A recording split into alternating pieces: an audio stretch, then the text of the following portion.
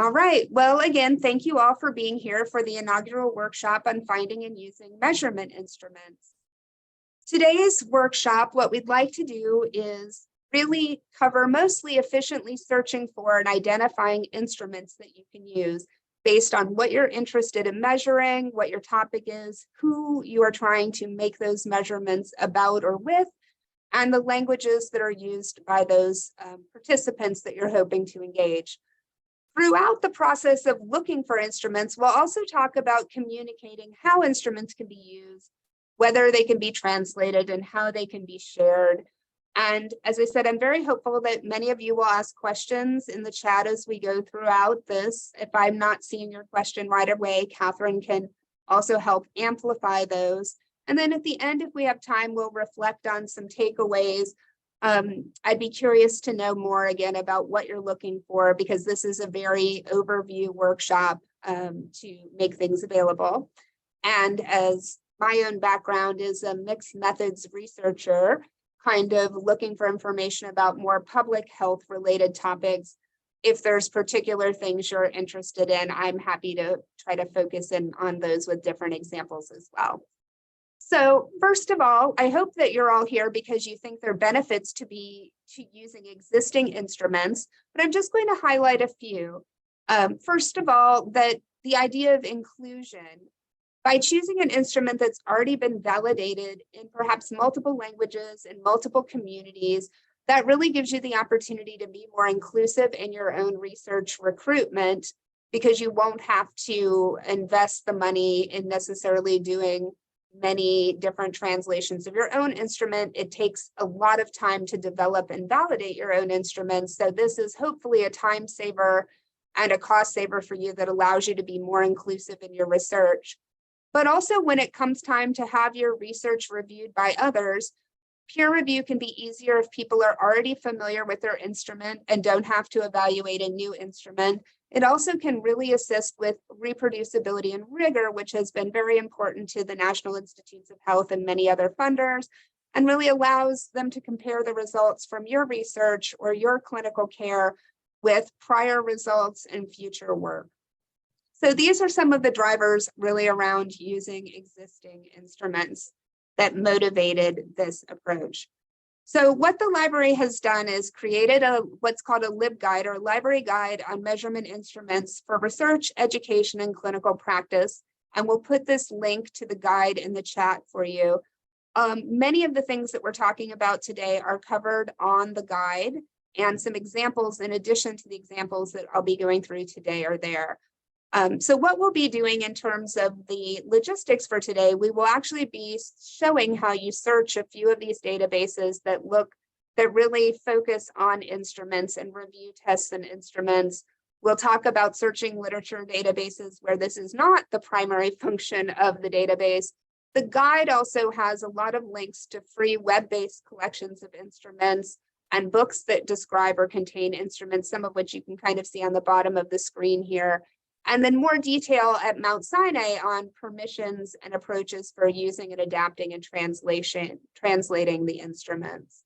So I hope that you'll take a look at the guide after today's workshop, or during today's workshop if you find that easier, because a lot of the links that we'll be using are there.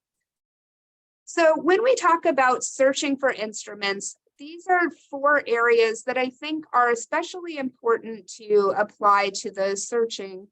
Some of them are things you're used to doing when you're already searching for the literature. So you're searching by the topic or the construct, the thing you're trying to measure, the subject area that you're interested in. And usually when you're searching there, you're using subject headings, keywords, or text. So that piece of the searching is going to be very familiar. Many times you'll want an instrument that's been used with a certain population. And so we'll often be applying age limits or population group terms. You might be doing some free sex searching for that. But one of the things you'll find unique in many of these measurement and testing databases is they actually have a field for the sample descriptors, meaning the people who were the participants in the original research where the instrument was validated and tested. So you'll have a sense of whether those populations were at all like the populations you're interested in using the instrument with.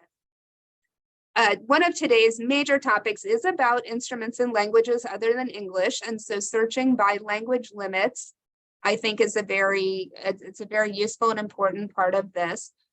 Do remember that the article you're reading may be in English, but it might be discussing a survey or another instrument written in another language or in multiple languages. So sometimes you'll be reading or limiting to, have English language articles. That will not mean that you're cutting yourself off from tests and surveys in other languages. And finally, the fourth area is psychometrics, or the information about the validity and reliability and the characteristics of the instrument that you're looking for. And so that you can search on the psychometrics, but as we'll see on the next slide, you'll also have some evaluating parameters, and oftentimes the evaluating parameters, that is how robust is the validity, how robust is the reliability, meaning validity, does it measure what you actually want to measure? And reliability, does it consistently measure what it's measuring? So even if it's not measuring the right topic, it could still be very reliable in that you get the results the same kind of results every time you use it. So those are really two separate characteristics that we want to look at. But first, we'll be looking at relevance. Does it really address what you're interested in having it address? And then again, does it fit your audience well? Is it readable? Do they understand it? Is it culturally sensitive? And then finally, because instruments are often not freely available for use, is it affordable? Can you get the permission to use it or modify it as you wish? So these are the kind of parameters that we would look for also when we're evaluating the tests. So to begin with, though, I want to just bring your awareness to something that already exists and is available to you if you are a user of Redcap. So as you can imagine, a lot of these instruments are designed on paper or were designed in other structures. And so when you think now about how we work with clinical participants, with research participants, especially in our clinical and translational science center environments, lots of us are wanting to ask the same questions of different populations all over the country.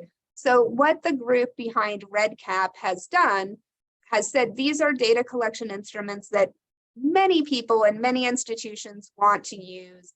And so we are going to review these for research relevant, for their accuracy, make sure we have the copyrighted permissions to use them. And then we're going to deploy them in Redcap so that they can be used by any institution that's a Redcap participating institution.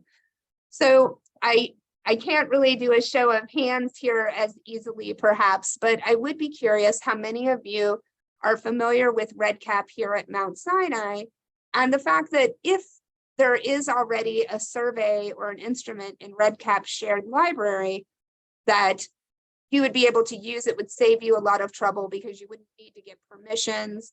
It would already be available. It would already be encoded for you to use in the Redcap survey software. So this is really what I would like for you to be aware of to begin with. Note in the fine print in the second paragraph, there are also often instruments that are not shared across multiple Redcap institutions, but are shared within local institutions that may not have gone through this full process. So I haven't actually been able to look yet to see whether Mount Sinai has its own collection of instruments in addition to the instruments that are here. So there are a couple thousand instruments in this database now, this shared library.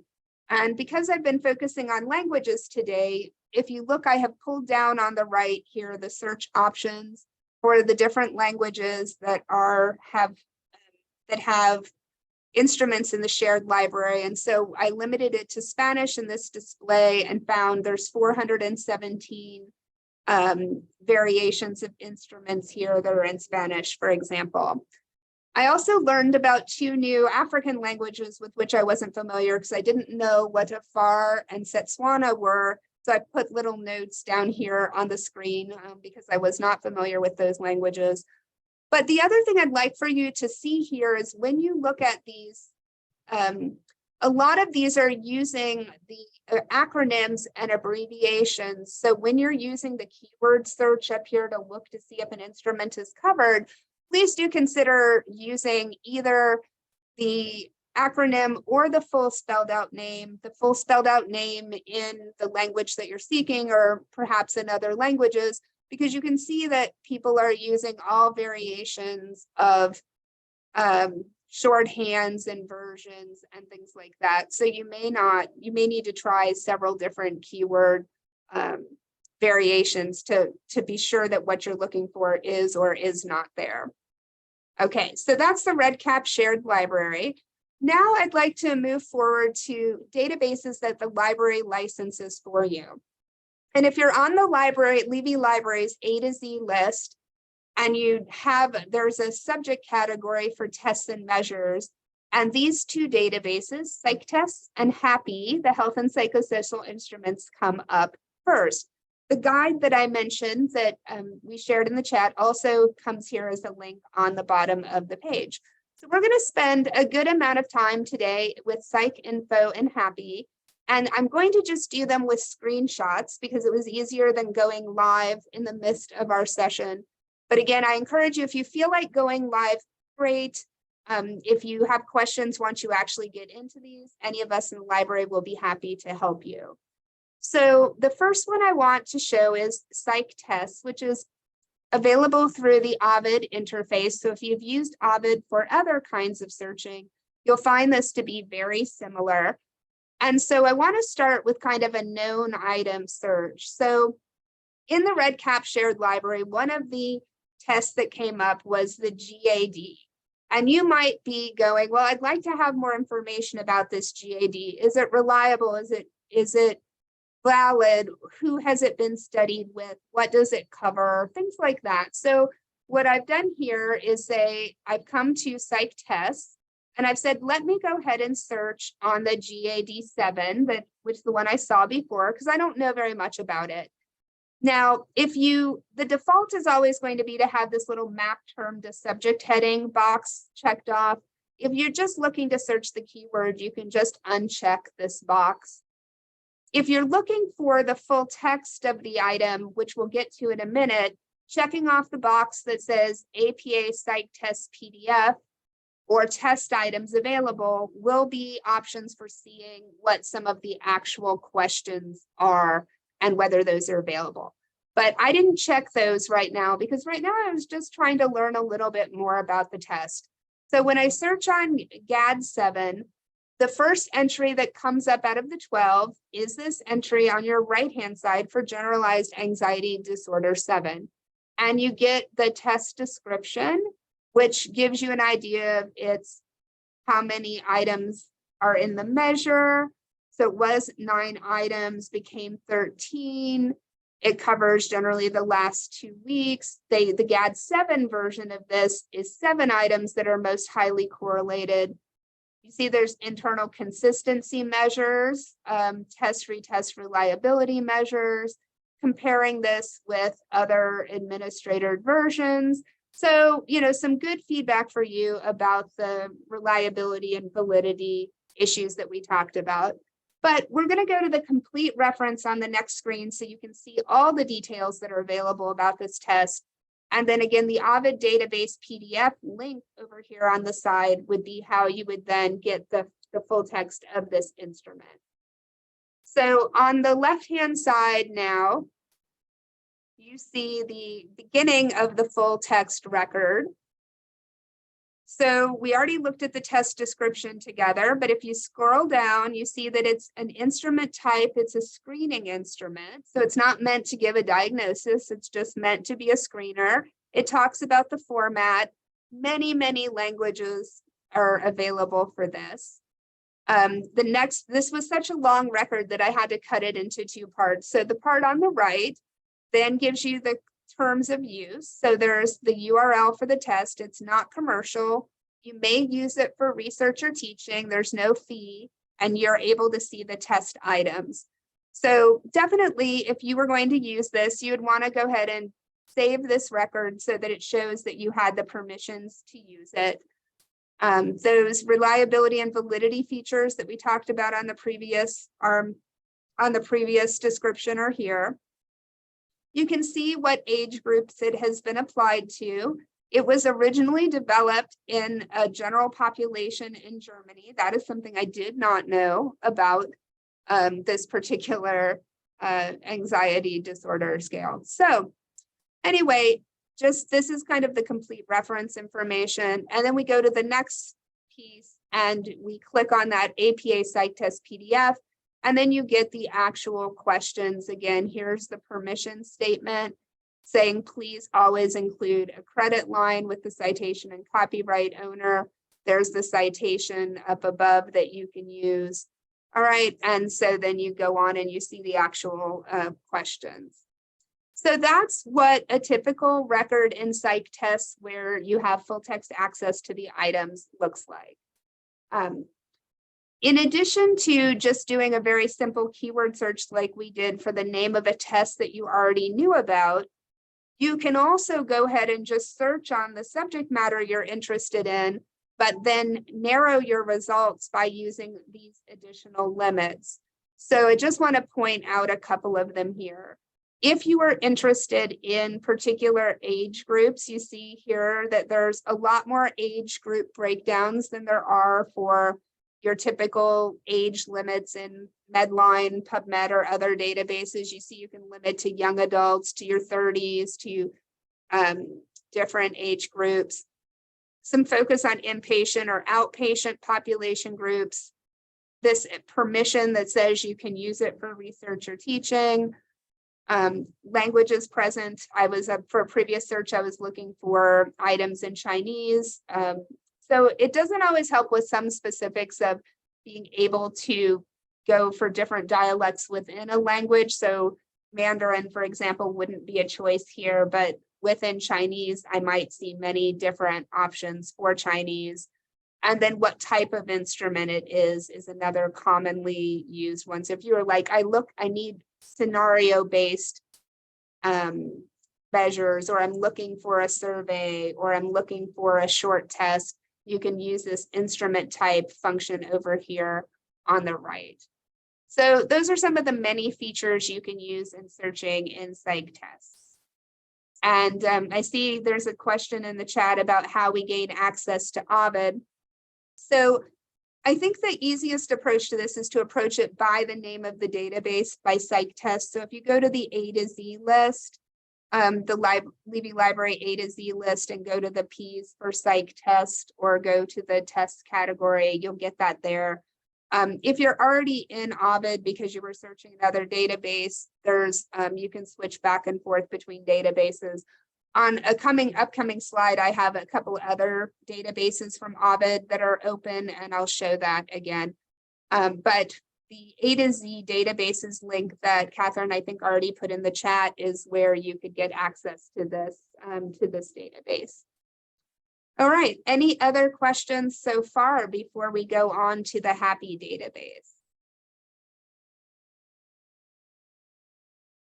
Okay. All right, so health and psychosocial instruments. This is another database that we get through Ovid. And so this interface should maybe look a little bit familiar to what we were just seeing. So I want to just point out a few things about the HAPI database before we move forward. I think the keyword searching piece is very straightforward, but you have some limits that are unique to HAPI. So you have this primary source, secondary source, translated source, review source here. So when I'm searching for instruments and I want the actual instrument, the study in which the instrument was originally developed and used, I tend to be applying this primary source limit or this translated source limit if I'm looking for instruments in other languages. If I want to see, if I'm trying to decide between multiple instruments and I want to know whether lots of other people have already used that instrument, then the secondary source search could be helpful, because I might see one particular instrument has many other articles that have used it, where the other one never seems to have been used before. And then the review source is articles that are actually about the use of the instrument by other people being, so if they're describing all the instruments that could measure anxiety, they might be talking about 15 or 20 different instruments. That review article might be helpful for me to understand which of the anxiety instruments I should choose. So those are some unique limits in HAPI. So here what I was looking for is I'm interested in studying, I have a clinical study where I'm looking at headache as one of my symptoms, and I want to have an instrument in Chinese or Mandarin that will actually help measure things related to headaches for my participants in my study. So what I've done is I've searched on headache and said I would like that to combine that with the languages.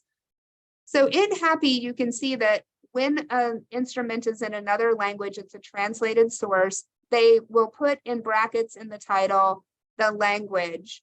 When we look at the full record, you'll also see that there's a language field additionally. I think they do this to just help you out when you're looking at the title level. Okay, so we have here, even though we were searching on Chinese, you see the second one, for example, here is in Arabic. It came up in the results because it's published in an American Journal of Chinese Medicine.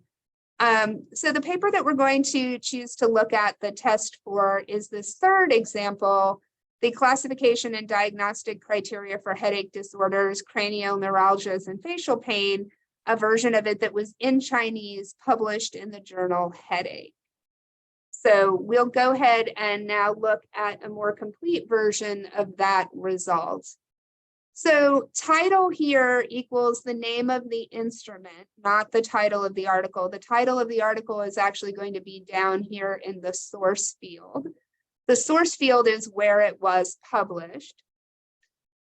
Usually you'll get some sense of the subject matter of this from the title and from the abstract, but you will also get these measure descriptors, which are essentially the subject headings describing the instrument itself, which you can see covers headache, facial pain, neuralgia, and is meant to be diagnostic.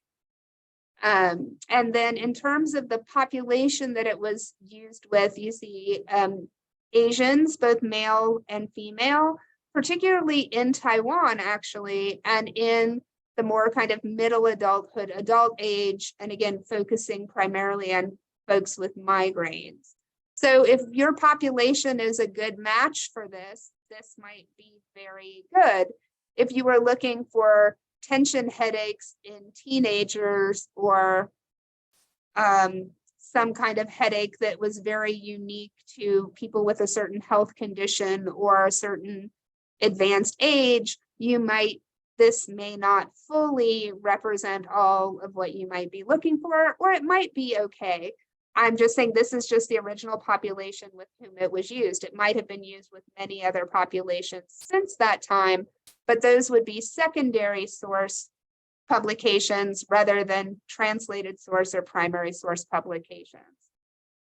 And then you can see here now there's the language field for Chinese to use in addition.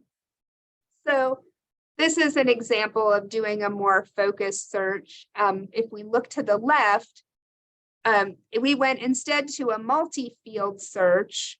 So instead of doing an advanced search, we went to multi-field, and we said headache should be a measure descriptor and Chinese should be the language. And now we have fewer test results. We only have 4 results, but they're all going to be very specific. And we won't get the one that was in Arabic any longer. And now they'll be all having some measure of headaches and be in Chinese. There are many other fields you can search. If you go to the search fields in Ovid and click on all fields, you'll be able to see all of the different fields that you can search, and you could have them be available. If you remember earlier, we talked about readability being important if you wanted a test to be simple enough for certain users. Again, reliability is an option here, validity. So you could search for information on those areas as well. Okay, so that is HAPI in a nutshell. Are there any questions on HAPI?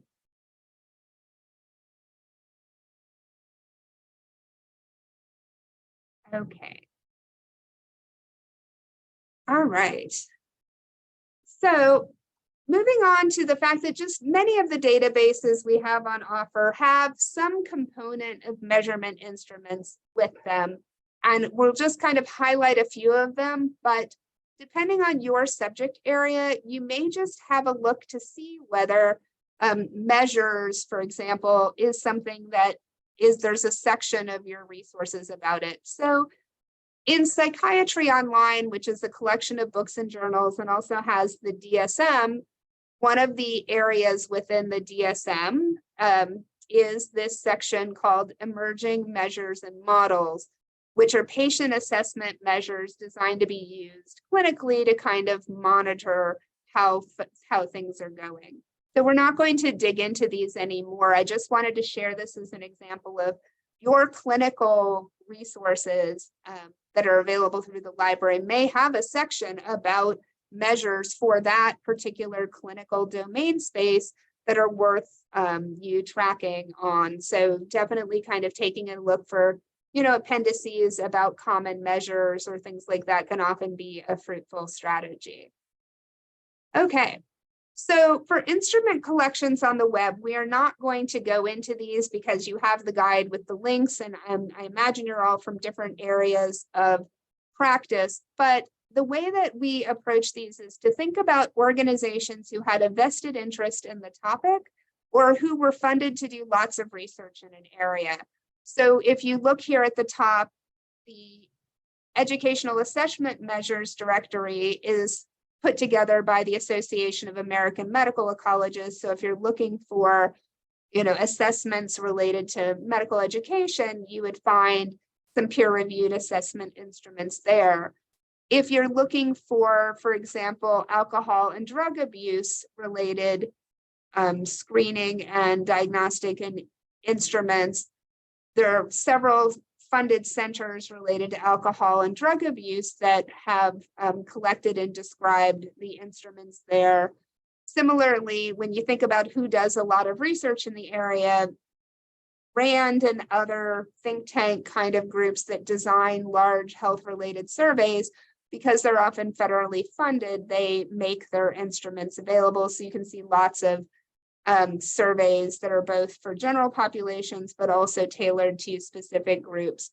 So these are just meant to be some that can get you started, but the library is, again, happy to help you if you're looking for instruments in a particular area. So now what I'd like to do is shift gears towards not searching in databases that are just full of tests and instruments, but actually how, assuming you didn't find a good instrument in one of the instrument databases we showed you, or you were just searching the literature in general, how could you focus your search on instruments in the literature? So we'll do a couple in the nursing literature, one in Psyc Info, the behavioral health literature, and talk finally about PubMed. So in the nursing and allied health literature, in the CINAHL database, you can search by research instrument as a publication type. So if you knew of a particular measure, again, in this case, like the NIH stroke scale, or you were looking for just, I want to look at measurement instruments related to stroke, you could enter all of those possibilities here in the all fields connected with OR. And then on the second line where you have the publication type, you could choose research instrument. And if you run that search in CINAHL, you will get the record for the NIH stroke scale. And it will tell you again, kind of the original population, what's the format of the question, how long does it take? In this case, the clinician rates it. So it is something that a clinician assesses with a patient. The reliability and the psychometrics, and then how to obtain it. And in this case, the fact that it's been modified several times. And then again, information about how to obtain it if it weren't already available. Although in this case, if you go forward on this, you'll actually get the rest of the questions from the instrument. And because in this case, I believe it was a federally funded instrument, it's an NIH stroke scale, it's not copyrighted because federal employees generally can't copyright any of the work that they've done. So finding instruments with federal government authors can often be a useful way to find things that you can use because they're not copyrighted. Okay. Another nursing resource for instruments is Nursing Reference Center Plus. So taking this question of stroke again to Nursing Reference Center Plus, you can search on your subject area, and then over on the left-hand side, again, you have the research instruments as a choice. So there's 32 stroke-related research instruments here, and you can click on any of these to learn more about the instrument. If you didn't find an instrument that was already here, again, for research instruments, you could do a keyword search to look for articles that were discussing research instruments, and then combining it with your topic of interest. It would be more like searching those secondary source entries in HAPI. It wouldn't necessarily have the actual instrument or the reliability and validity psychometrics for the instrument. All right. So now we're going to move to Psyc Info. And although Psyc Info is connected across with Psych Tests, it is a separate database. Psyc Info is the huge literature database for journal articles, books, dissertations, everything in the behavioral health sciences. But when you're in the records, they will have crossovers with they'll have, for example, this option for the test DOI, the digital object identifier, that connects an article about a test with the Psych Test database that we've already seen today. So we'll have a couple of slides on Psych Info because there's a lot of different approaches you can take to it. Test names tend to appear in both the tests and measures field and the abstracts field. If the full instrument is included in the article, they will mark the test name as appended. And so what that means is really one of these three things. Either the article's full text has the test as an appendix, that in a figure or a table in the article, the items from the instrument are there, or that items from the test are described in the methods section well enough that you would be able to essentially know what the items were and be able to ask them or assess them. Okay. So let's see what that looks like in Ovid. So this is the first approach where you're broadly looking for the literature. So in this case, I'm looking for literature about cultural humility or cultural sensitivity, and I want to see what measures have been used in articles about cultural humility or cultural sensitivity. So what I've done here is just done my keyword search for cultural humility or cultural sensitivity. I've said and appended because I want to make sure that the items are somewhere. And I've said limit it to tests and measures, meaning the articles that come up have to have a measure in the test and measure. So the combo of like checking the test and measured box and appended means there has to be a measure here somewhere. What it's not requiring in this approach is that that measure doesn't have to be about cultural humility or cultural sensitivity. The article has to be about it, but the measure doesn't have to be. So I'll give you an example. So it could be an article about cultural humility, but it could have a measure that's about neighborhood connectedness. And that would come up here because the article is about this. There's a measure attached to it, but they don't have to be tied together, although they usually are. So here you'll just see some examples, the psychometric evaluation of the cultural capacity scale in Arabic for nursing students. And then here, developing a cultural competence inventory for nurses in China. So both papers are about cultural sensitivity or capacity, right? And there's going to be a measure attached to them. And in this case, it looks like the measure is going to be about cultural capacity or cultural competence inventory. But on the next slide, I'll show you the more specific example is if I wanted a measure specifically where the measure had culture or cultural in the title of the measure, the name of the measure, this is the approach I would take. Now I'm saying the culture or culture has to be in the test and measures field. So this is much more specific and much tighter set of results. In fact, if we go back on the previous screen, you may not be able to, let's see. Yes, I was looking at how many results I had. This search was very focused. Cultural humility or cultural sensitivity is much more focused than just using culture or cultural. So there were 205 text results here. And when you click on any one of these, it will show you what tests and measures were used. So in this first one, beginning the journey of cultural humility, I clicked on the complete reference. It has two appended scales, the cultural comfort scale and the cultural opportunity scale. However, it's interesting if you start looking at these results, because I was curious about this, many of these are by the same authors and it's the same instrument. So it's not that you're getting 205 unique instruments, you're getting 205 articles where at least one of the instruments fits this criteria, but they could technically all be about the same two instruments. I don't think they are, but these particular authors are very prolific in this area. Okay. All right. Any questions about Psyc Info's test and measure searching before we move on to PubMed and begin towards wrapping it up with your question? I'm just looking to see if there are any questions in the chat. Okay. All right.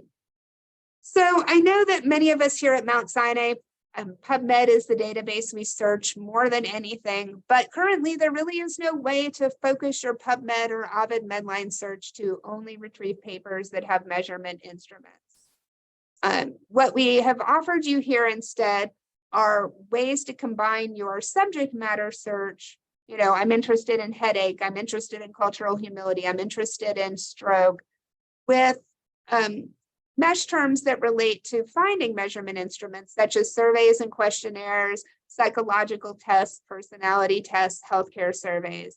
So you can combine those two and you'll be narrowing it down, but ultimately you still don't know whether they were primary source papers where they might have the article, or sorry, might have the instrument as the appendix, or whether you're getting secondary source articles where they're using the measure themselves, but the measure is not included in the article. If you were looking for those kind of reviews of the measurement instruments that discussed, has it been validated? Is it reproducible? Is it reliable? You'd be able to include mesh terms like validation studies, reproducibility of results, sensitivity and specificity.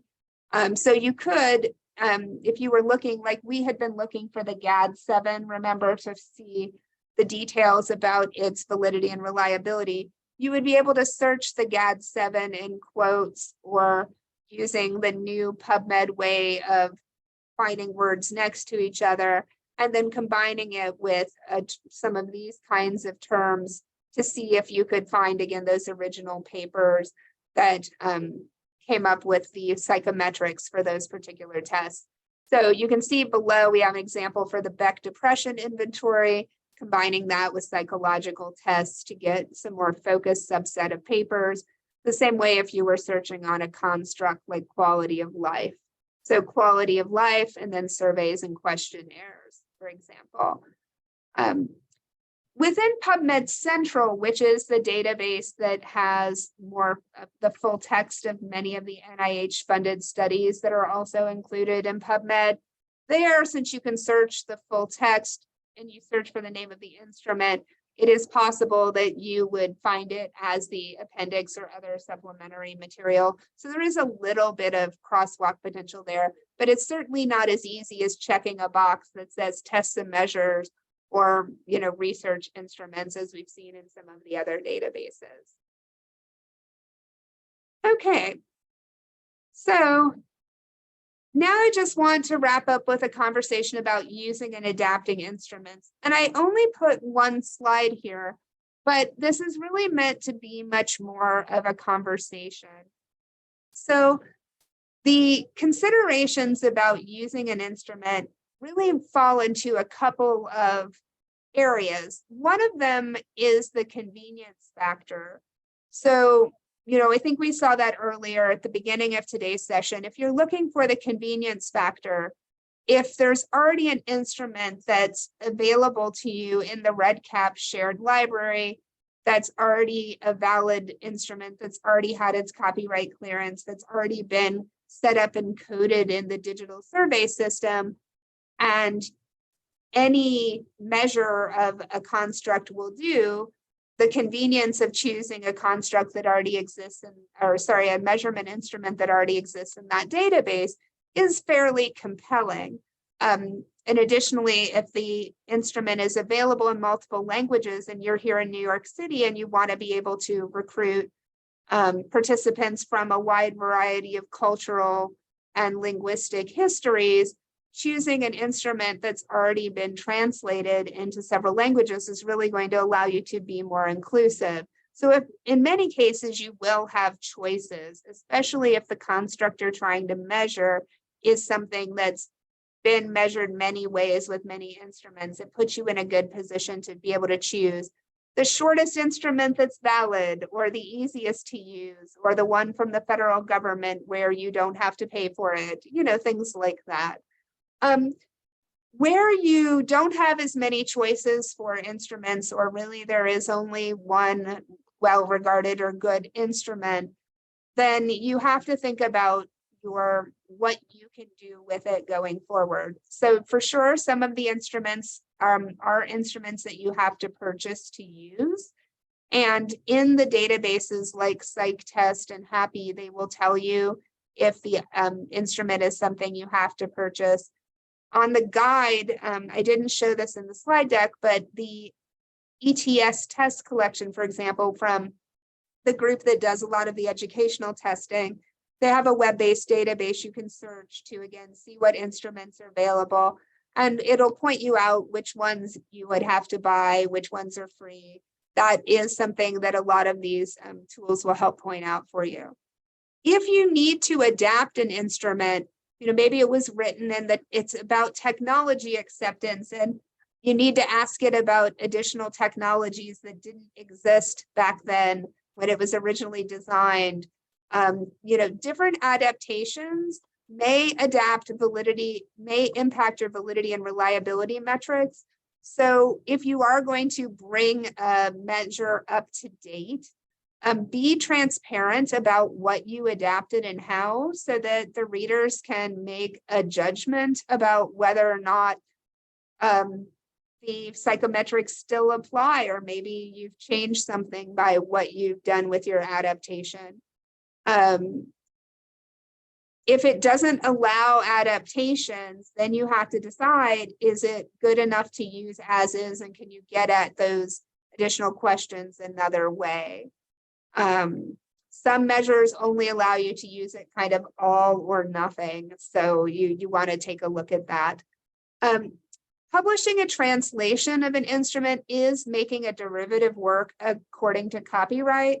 So if the original instrument is copyright and there's not a Creative Commons or other kind of license that allows you to make derivatives, then you will need to request permission to make a derivative if you're going to publish it or publish the article. And you want to keep track of that permission in case you need the documentation later. If you are just going to, you're using the English language version in your study and you have permission to use the English language, and you end up consenting someone in another language, and you're just having the interpreter interpret the English language version for someone so they can participate, whether this is on a clinical side or a research side, that would be a different kind of situation that would probably fall under fair use if you were just interpreting it, as a one-off for a certain person's participation, as opposed to making a formal translation that you're then kind of putting out there as new content. If you yourself are writing an instrument, and I know many of us here at Mount Sinai have, and you want people to be able to adapt your instrument, please consider applying a Creative Commons license to it that allows certain kinds of derivatives to be done with appropriate citation. You can deposit it in a repository such as Open Science Framework. The library is doing a workshop about that in collaboration with one of our medical students this spring. If you put it in a repository with an appropriate license and then you link to it where you deposit it, that actually allows you to retain your rights to it much better than if you published it as a supplemental material to your article. For many journals, when you publish the supplemental materials to your article on the journal website, the copyright agreement that goes for the article also goes for many of the other materials. So I have definitely seen situations where the copyright for the instrument belongs to the journal publisher because the person signed over the article copyright and the supplemental material as well. You as the author are still usually able to use it for your own purposes, but then you don't have the right to give other people permission to use it. They would have to get the permission from the journal publisher, and sometimes there would be fees associated with that. So if you want to have you want people to use your instrument and you want to have control over that and make it affordable for people to reuse it, then you want to be careful as you're publishing it to think about how you put it out there. And again, the library is happy to have conversations with you about that. So we're close to the end here. So I just have this slide to invite you to reflect on your top takeaways from today. And if there are any challenges you have come across in seeking instruments that you think we would be able to help you with, or you'd like the community that's here in the workshop with you to participate in, feel free to put those in the chat because the chat will not be part of today's recording, and we will be happy to try to help with that. Otherwise, I think we will just pause here and see if there are any questions or comments.